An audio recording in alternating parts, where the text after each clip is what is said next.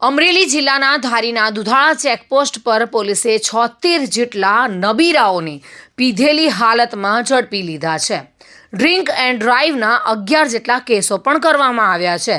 31 ડિસેમ્બરની ઉજવણી કરી કેન્દ્ર શાસિત દીવથી પરત આવી રહેલા આ દારૂડિયાઓને ધારી પોલીસ સ્ટેશને પહોંચાડવામાં આવ્યા છે. જોકે પોલીસે આ તમામ નબીરાઓની ચેકિંગ કરી હતી અને ત્યારબાદ તેમાં 11 જેટલા કેસો ડ્રિંક એન્ડ ડ્રાઈવના કરવામાં આવ્યા છે.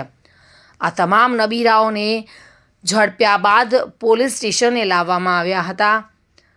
જોકે પોલીસે આ તમામ વિરુદ્ધમાં કાયદેસરની કાર્યવાહી હાથ ધરી છે.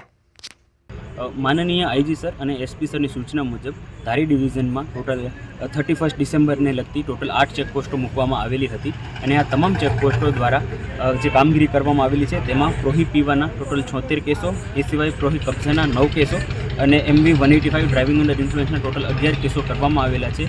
એ સાથે આખા ડિવિઝનમાં સઘન બંદોબસ્ત મૂકવામાં આવેલો છે જેથી કોઈ પણ અનિચ્છનીય ઘટના ન બને. સંજય વાળા સાથે bureau report, today Gujarati news.